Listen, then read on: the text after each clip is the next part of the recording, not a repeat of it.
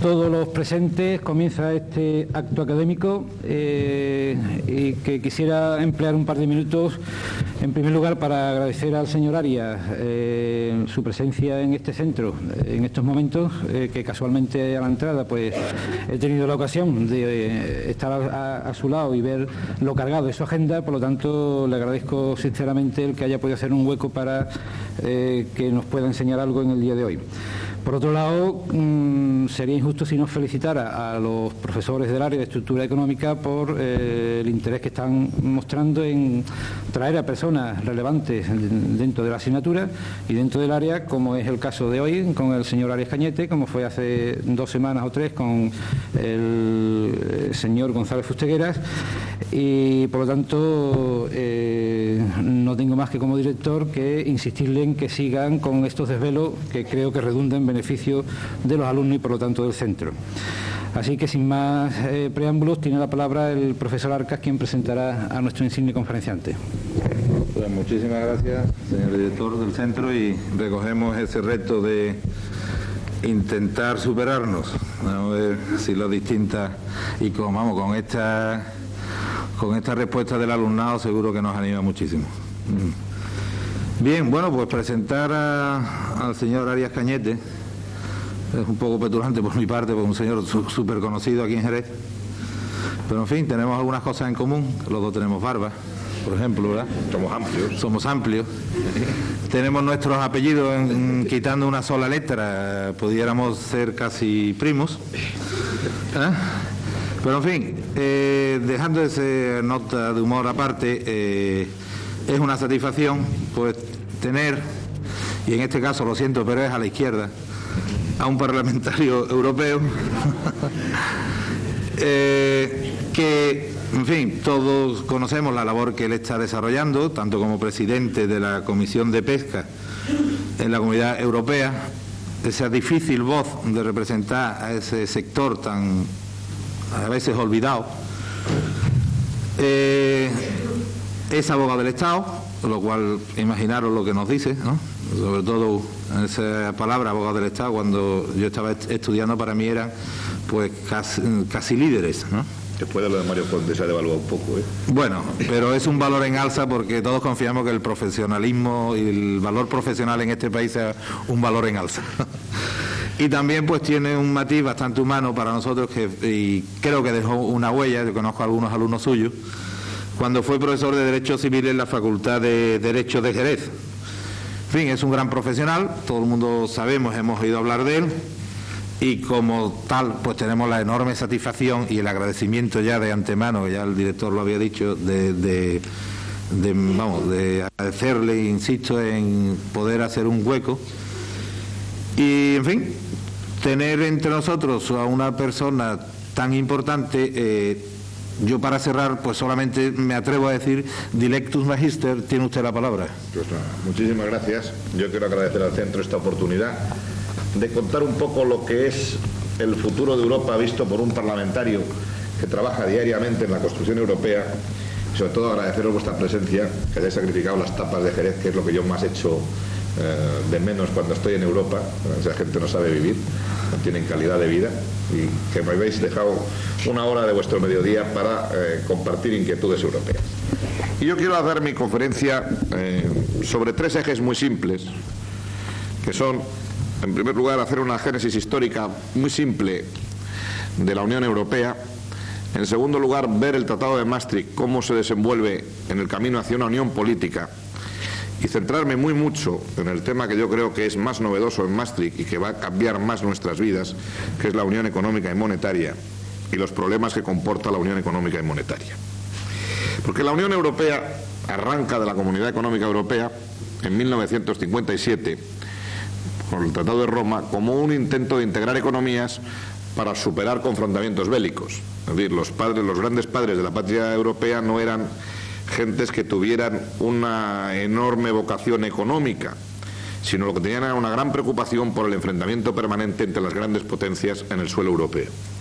Entonces, el diseño que hicieron fue muy simple inicialmente: una unión aduanera, una integración al máximo de las economías con las 4 libertades de circulación de bienes, personas, servicios y capitales, y un desarrollo de una política agraria común para superar las carencias de efectos de abastecimiento que se padecieron en Europa después de la Segunda Guerra Mundial.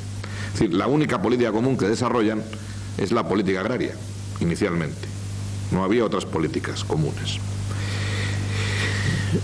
Sin embargo, el diseño de Roma, que era el de libertad de circulación de personas, capitales, bienes y servicios, era un diseño tan ambicioso que incluso cuando España en 1986 ingresó en la comunidad no se había desarrollado. No había libre circulación de capitales. Los franceses, cuando pillaban a alguien con una maleta con divisas camino de Italia, lo metían en la cárcel. No diría ya otros países mucho más duros. No había libertad de establecimiento, porque no había homologación de títulos académicos. Es decir, era un esquema muy imperfecto el que existía incluso en 1986, si bien la unión aduanera era prácticamente un hecho. Es decir, había un arancel aduanero común frente a terceros países, pero existían diversas trabas, a veces sobre la base de homologaciones tecnológicas, que impedían que el flujo de mercancías fuera libre en el seno de una Europa a 10. Cuando entramos los parlamentarios españoles en 1986, nos encontramos con que se acababa de aprobar el Acta Única Europea, que era el intento de ir hacia un mercado único real, un mercado único en el que hubiera la libertad de circulación de personas, de bienes, capitales, servicios y libertad real de establecimiento. Eso comportaba que había que aprobar de 1986 a 1993, en ese periodo de 7 años, más de 300 medidas legislativas para eliminar todas las restricciones que existían en estos ámbitos. Medidas legislativas que han dado lugar a todo tipo de enfrentamientos, calvarios, oposiciones, básicamente de países como Dinamarca, Reino Unido, que siempre han estado más reacios a toda esta homologación horizontal a nivel europeo. Pero sin embargo, en 1987 y 1989 empezaron a ocurrir fenómenos de tipo político muy importantes en Europa. Y así como en 1987 se quiso superar el mercado único, diseñando, además del mercado único, una unión económica y monetaria, la caída del muro de Berlín cambió todos los planteamientos, porque la caída del muro de Berlín, la muerte de la Guerra Fría, el final de enfrentamiento sistemático entre las potencias, llevó a que se hubiera que darle una dimensión europea de carácter político. Y desde 1989 se empieza a trabajar no solo en el diseño de un nuevo tratado que desarrollara la Unión Económica y Monetaria, sino paralelamente en un incremento de los factores de cohesión política a nivel europeo. En 1992 se firma en febrero el Tratado de Maastricht, que modifica el Tratado de Roma, amplía la acción comunitaria a nuevas esferas, establece la Unión Europea y señala las etapas de la Unión Económica y Monetaria, al mismo tiempo que se intensifica la cooperación judicial y se trata de articular una política exterior común. Ese tratado no ha estado exento de discusión a nivel europeo. Ha habido referéndums muy polémicos en muchos países como Dinamarca, ganado por la mínima, en Francia, ganado por la mínima, y en Irlanda, ganado con cierto grado de holgura. Y en otros países se ha cuestionado por qué no ha habido referéndum, caso de España o caso del Reino Unido. Ha habido un gran debate europeo sobre Maastricht sí, Maastricht no, en el cual nadie prácticamente sabía lo que era Maastricht. Si se hace una encuesta y se le pregunta a alguien por el contenido del Tratado de Maastricht, el resultado puede ser espectacularmente sorprendente por el nivel de ignorancia, pero todo el mundo centraba en Maastricht las animadversiones europeas que existían. En un caso, como los ingleses, la pérdida de soberanía; en otro caso, como los daneses, la pérdida de calidad medioambiental; en otros casos, como los franceses, se identificaba a Maastricht con una política agraria que era restrictiva para los agricultores franceses. Cada país estaba en contra de Maastricht, una parte de la opinión pública, por una razón u otra. Yo creo que por eso conviene hacer un poco de disección y separar los factores que comportan la unión política en Maastricht de los que comportan la unión económica y monetaria. Para conseguir la unión política, en una negociación que fue de tira y afloja y de varios parches, se hicieron varios temas. En primer lugar, los países del sur dijeron, de acuerdo con los progresos a la unión política, pero la unión política no puede olvidar que hay muchas disparidades regionales entre el norte y el sur de la comunidad. Y por lo tanto hay que acentuar los mecanismos económicos financieros de la Unión Europea que corrige los desequilibrios regionales. Para esto, después de mucho tira y afloja, de muchas discusiones, hubo dos grandes sacrificios que hacían teóricamente los países del norte. Y digo teóricamente porque en la práctica no son tales sacrificios. Por una parte, se duplica el nivel de los fondos estructurales, se admite que los fondos estructurales comunitarios tengan una masa crítica más importante, y luego se crea el llamado Fondo de Cohesión para financiar proyectos de medio ambiente y de redes transeuropeas, tanto de transporte como de comunicaciones. Se parte de la base de que los países del sur de la comunidad tienen peores condiciones medioambientales y tienen peores redes de comunicaciones ferroviarias y telefónicas.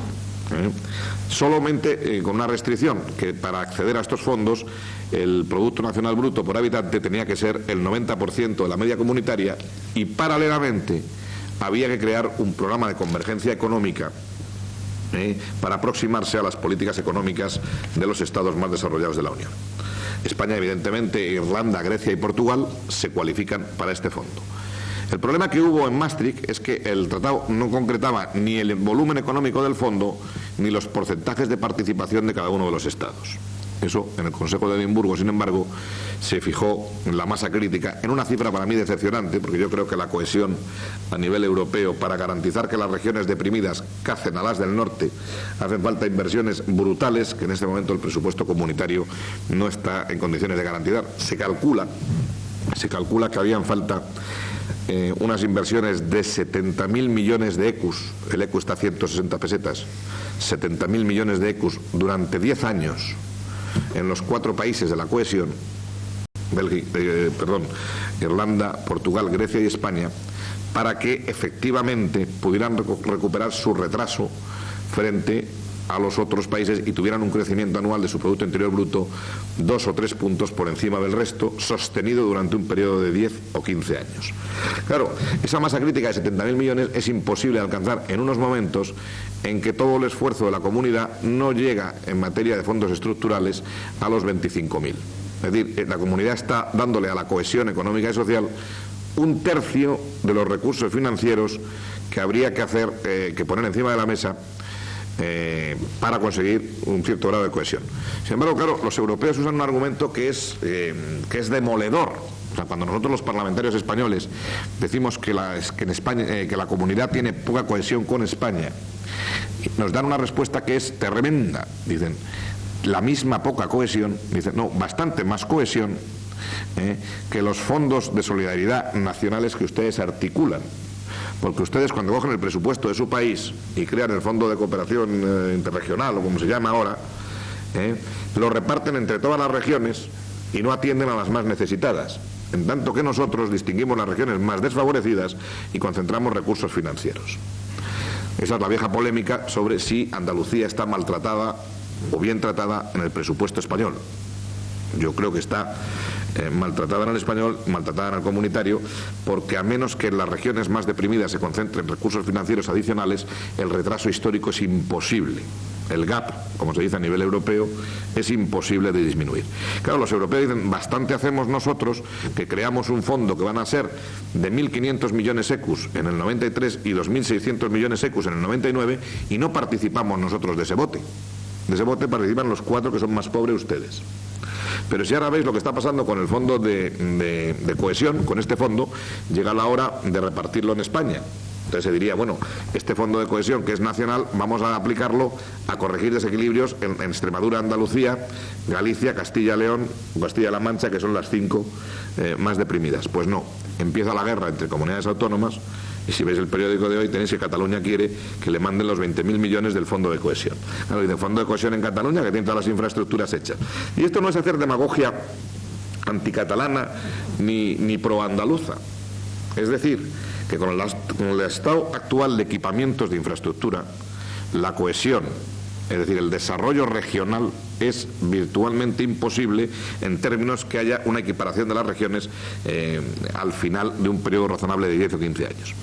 De momento en Europa, en Maastricht, se contentaron con darnos estas cifras a los 4 países más pobres: 1.500 millones de ecus en el 93, 2.600 millones en el 99, que corregidos por el incremento anual, están a precios de 1993, a precios de 1999, hablaríamos de 3.000 millones de ecus, es decir, de 480.000 millones de pesetas al año, en solidaridad con los 4 países más pobres, adicionales a otros fondos.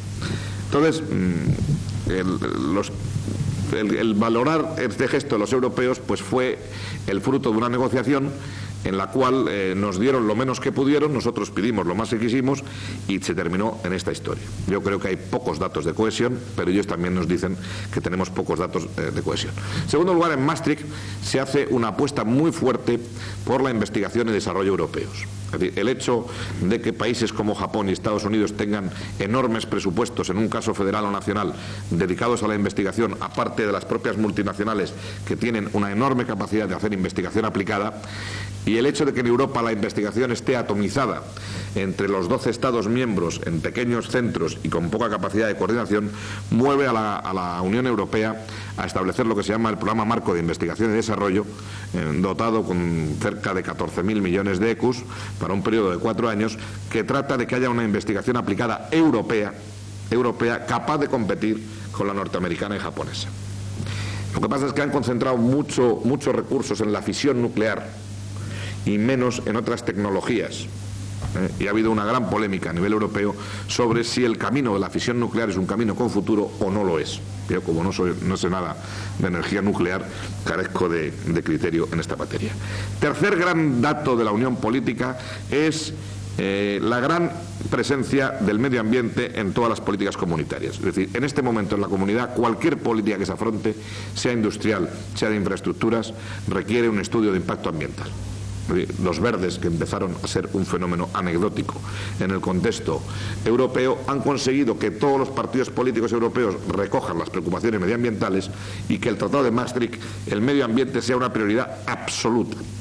Y todo lo que sea forestación, lucha contra la lluvia ácida, protección de la capa de ozono, pasa a ser unas prioridades absolutamente absolutas, integradas en el tratado. Después, en Maastricht se dan pasos adelante en las competencias comunitarias.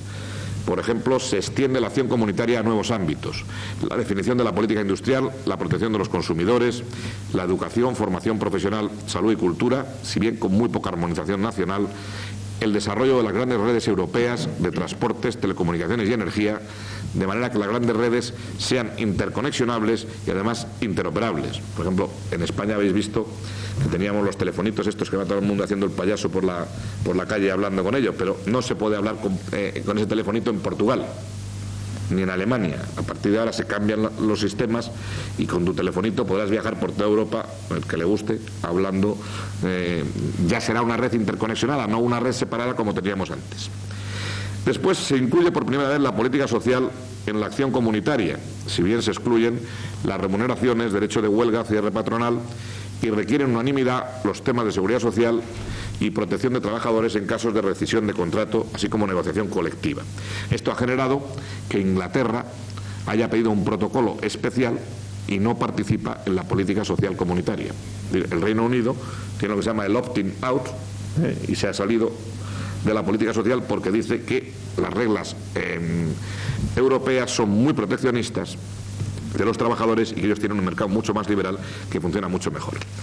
Y luego el eje de toda la discusión política fue si se potenciaba o no los poderes del Parlamento Europeo. El Parlamento Europeo en el Tratado de Roma tenía facultades meramente consultivas, en base al artículo 43 del Tratado. Cuando se publica el Acta Única se llega a un procedimiento que se llama de cooperación, pero en el cual la última palabra la tenía el Consejo de Ministros.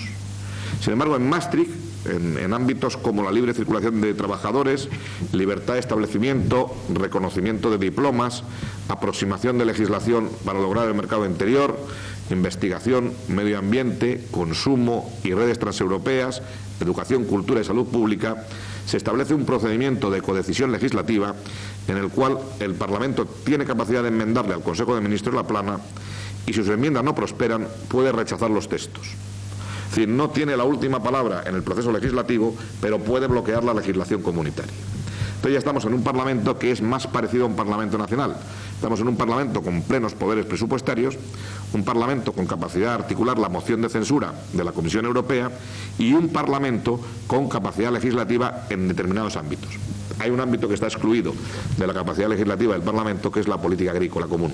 Y esa es una de las grandes discusiones sobre si el Parlamento va a dejar de tener carácter consultivo y va a ser legislativo. Pero en Maastricht también se da un conflicto entre los parlamentos nacionales y el Parlamento Europeo. Conflicto muy fuerte por una razón muy sencilla que podéis comprender. Si en todos los países hay un proceso de transferencia de competencias hacia las comunidades autónomas o regiones, por abajo, y por arriba hay un proceso de transferencia de competencias al Parlamento Europeo, el Parlamento Nacional empieza a perder mucho sentido. Por ejemplo, en este momento, el Parlamento Nacional no decide la política agraria, no decide la política de desarrollo regional, no decide la política industrial, no decide la política pesquera y cada vez decide menos en materia de política exterior y defensa, como luego veremos. Entonces, en estas condiciones se generó una gran tensión que solo se pudo superar a última hora estableciendo el llamado principio de subsidiariedad. Es decir, que solo se legislará a nivel comunitario cuando los Estados miembros, por su propia capacidad legislativa, no puedan alcanzar el mismo objetivo. Eso fue un pacto con los parlamentos nacionales, pero la tensión sigue estando vigente. Se consagra en Maastricht la ciudadanía europea, es decir, el derecho de un ciudadano que reside en un Estado miembro del que no es nacional a elegir y ser elegible en las municipales y en las europeas, no en las nacionales. Es decir, los extranjeros pueden votar cuando son residentes con determinados requisitos en las municipales, en las europeas y ser candidatos por cualquier formación política española en las municipales, en las europeas. Ya en estas elecciones próximas municipales se van a presentar, sobre todo en la Costa del Sol, muchos extranjeros a las alcaldías como candidatos de unos y otros partidos políticos. Igualmente, los cónsules o embajadores de un país le dan protección diplomática a los nacionales de otro país cuando no haya embajada.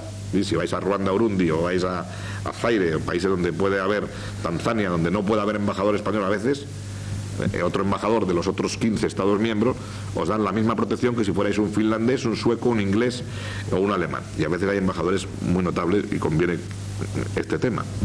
Y por último, se establece un defensor del pueblo europeo y el derecho de petición de los ciudadanos europeos, que son ciudadanos que pueden circular y residir libremente en el territorio de los Estados miembros. Ya después de Maastricht no hay ninguna restricción a hacerte residente en ninguno de los 15 Estados de la Unión Europea. Se da un paso adelante más configurando una política exterior y de seguridad común. Lo que pasa es que se rige por la regla de la unanimidad. Y en el caso yugoslavo, por ejemplo, lo habéis visto, ha sido muy difícil la unanimidad. Por ejemplo, no ha habido unanimidad para los ataques aéreos, no ha habido unanimidad para el reconocimiento de Croacia o Serbia al principio, si que algunos países reconocían y otros no. Es decir, no ha habido una política común. En el primer gran conflicto europeo se ha visto que esto es muy frágil. Pero con el tiempo va a abarcar temas hasta la seguridad y defensa común, que se hará a través de la Unión Europea Occidental como pilar europeo de la OTAN o de la NATO. Muy tímidamente se va tratando de sustituir la política exterior de los 15 Estados de la Unión Europea por una política exterior común, pero hay que definir orientaciones generales por parte de los jefes de Estado y luego el Consejo de Ministros de Exteriores tiene que decidir por unanimidad en qué términos se puede hacer una acción europea común de política exterior. Es decir, es muy difícil, la unanimidad a nivel europeo bloquea prácticamente todos los temas. Claro, evidentemente una Europa sin fronteras plantea grandes problemas en la lucha contra la delincuencia, contra el terrorismo y contra el tráfico de drogas. Y por lo tanto se ha articulado mecanismos de control de fronteras exteriores, se ha establecido una policía europea para coordinar con procedimientos informáticos muy sofisticados. Luego plantean grandes problemas en cuanto a la protección de la intimidad de las personas, estos sistemas informáticos policiales a niveles europeos que se están estableciendo. Se aumenta la cooperación judicial en materia civiles y penales, la cooperación aduanera y sobre todo se crea Europol, que está en Estrasburgo, que es la policía europea para los grandes crímenes económicos organizados, la lucha contra las mafias y el tráfico de drogas.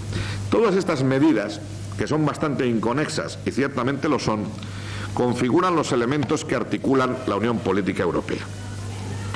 Pero desde luego donde se está generando la gran polémica, el gran problema y los grandes conflictos es en la Unión Económica y Monetaria, que se presenta como el gran logro del mercado único.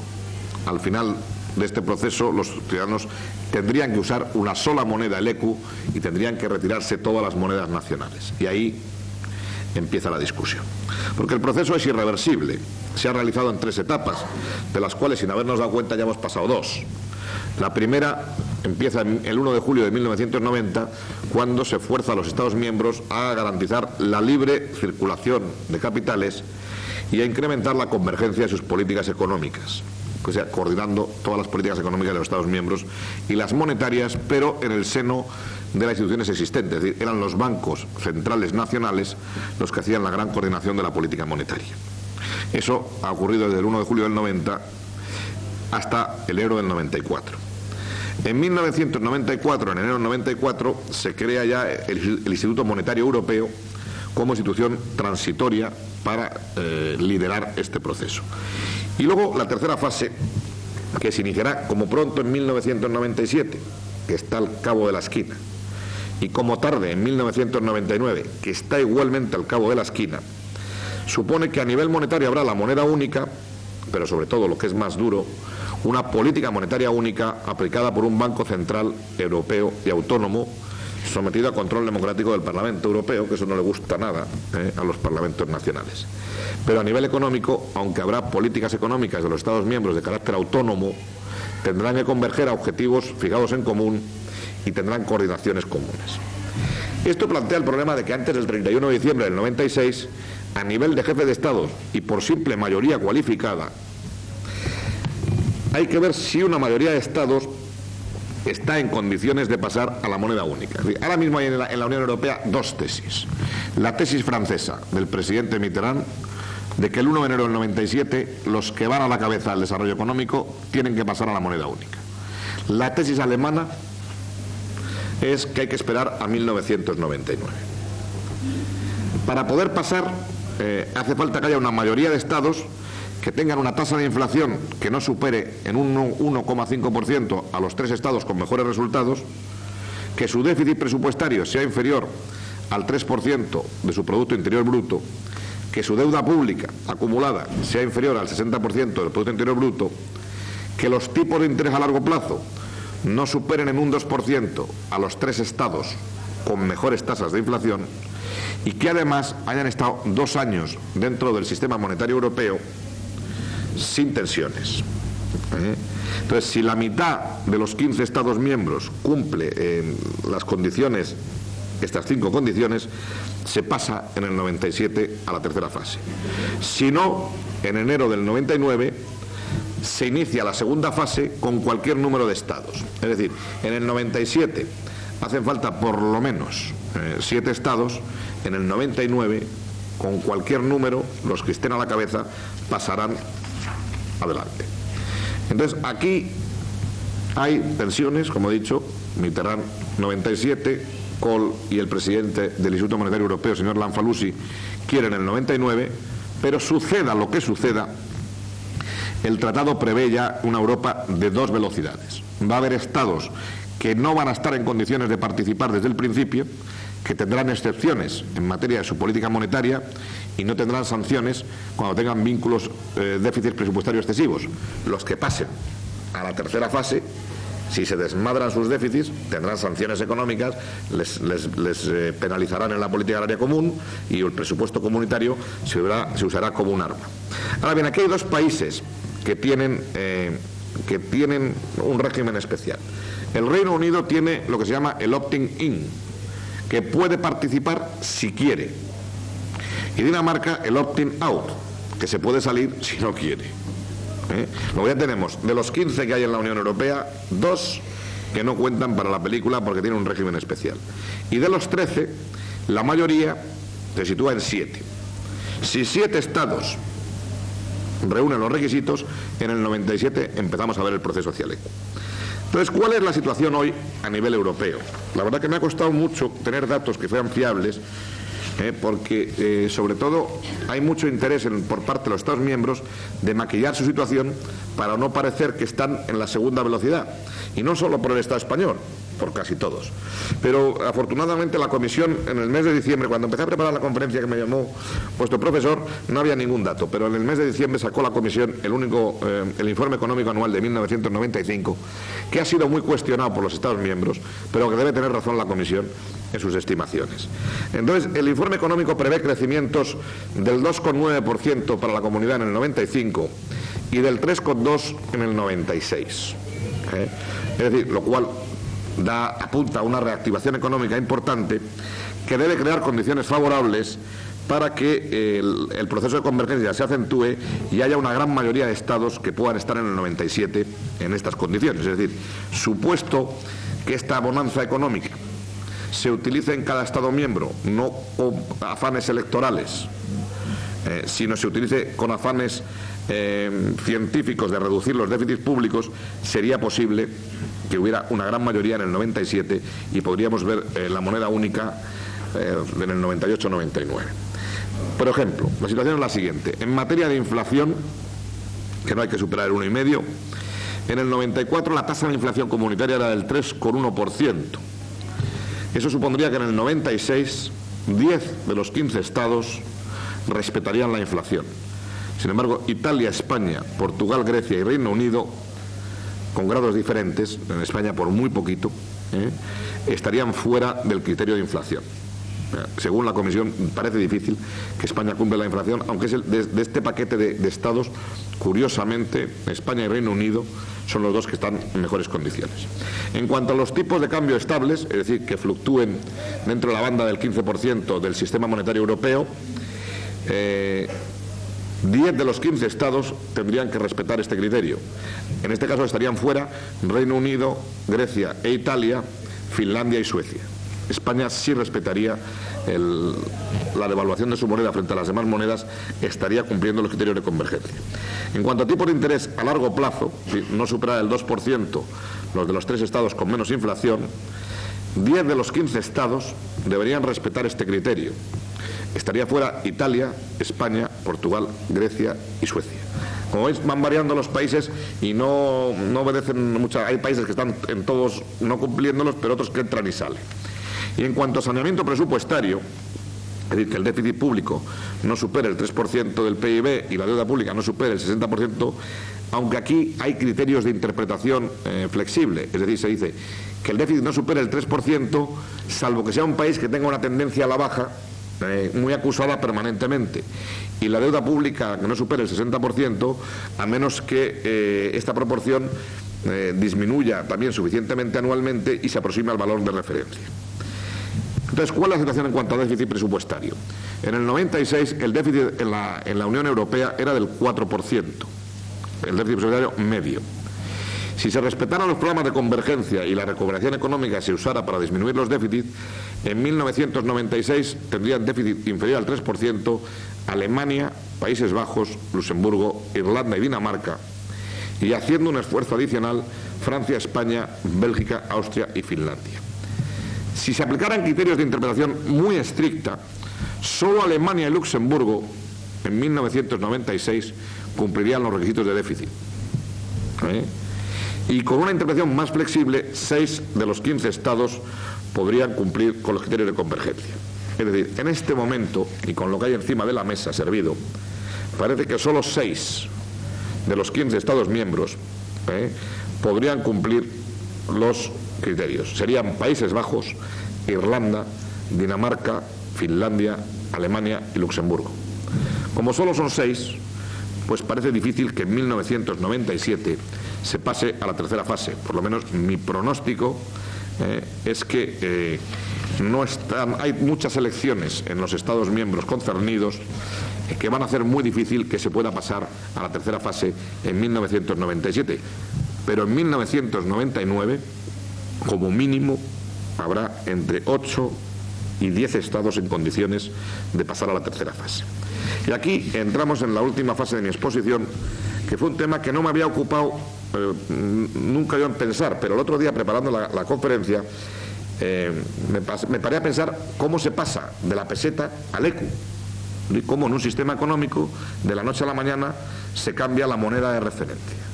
Y buscando papeles he encontrado algunas cosas curiosas. He encontrado un informe que es bastante importante.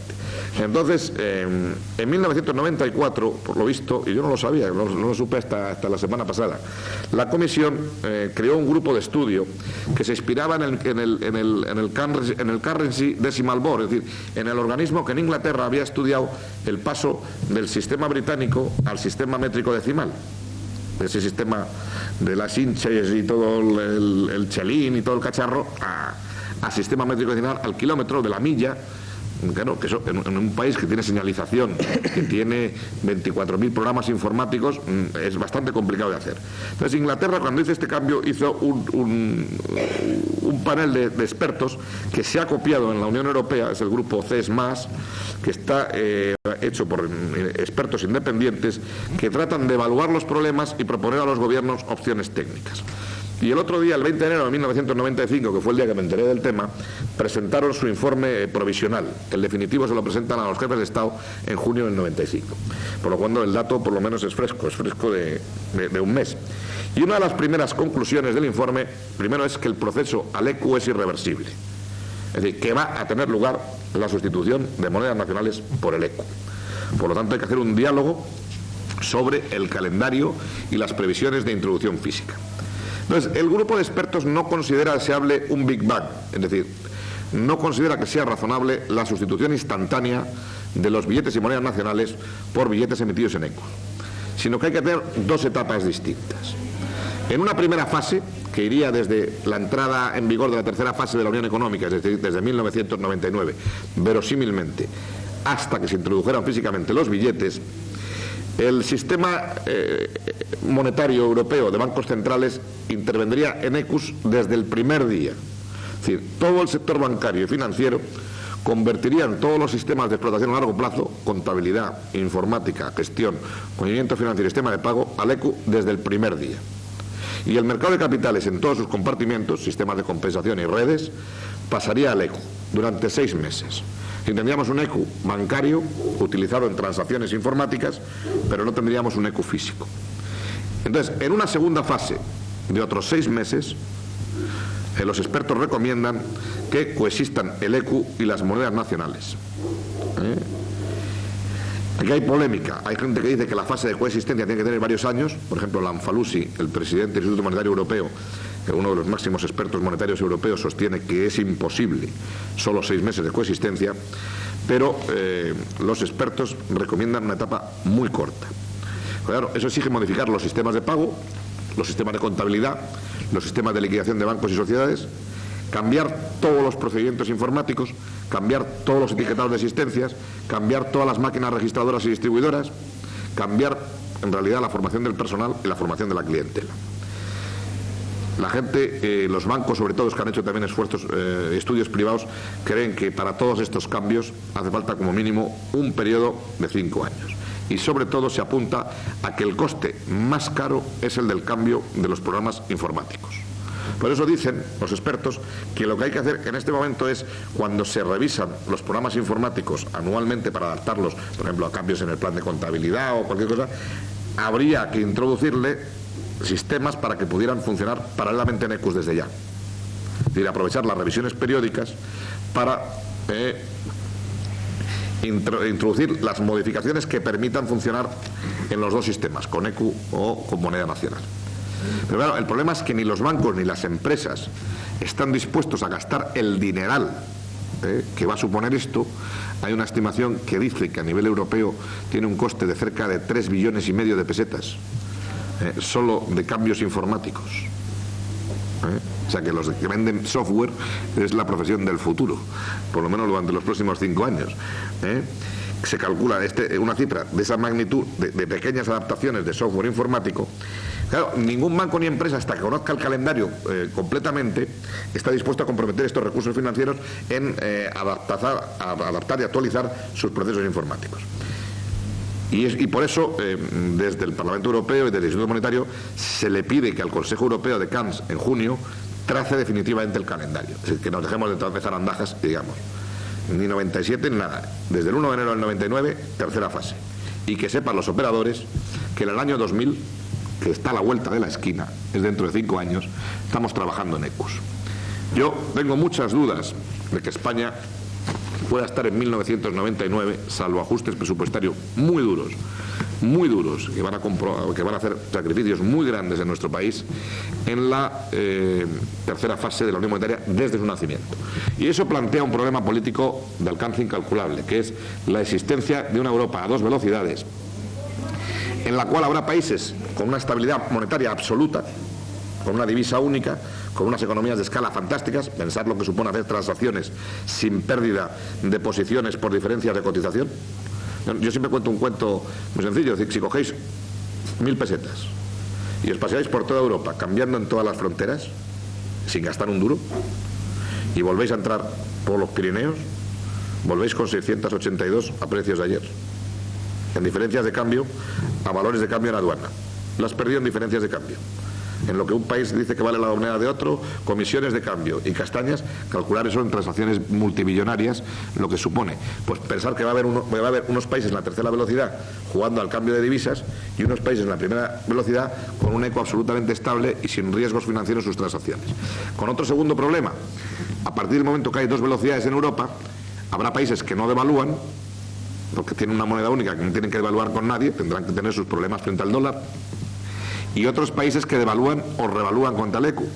Cuando tú haces devaluaciones, como las españolas que ha habido recientemente, que en Francia nos llaman devaluaciones competitivas, porque aumentas tu potencial exportador, la tesis es que en la segunda velocidad se le pondrán aranceles a los países que hagan devaluaciones competitivas. Entonces todo el esquema del mercado único va a funcionar con todas sus ventajas en la primera velocidad, pero la segunda velocidad nos van a hacer la puñeta sistemáticamente.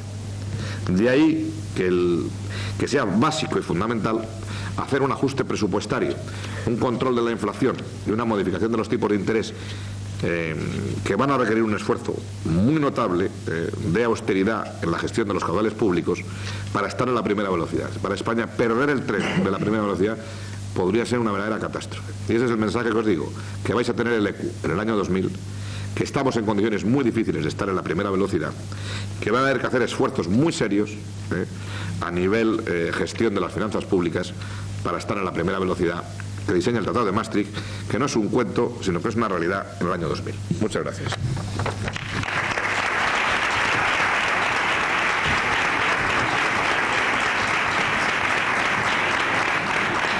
Tenemos un coloquio si queréis. Yo tengo tiempo de sobra.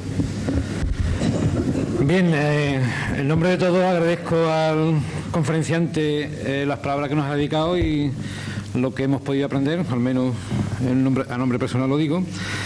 Y como es costumbre en estos actos, pues se abre un turno de coloquio para el que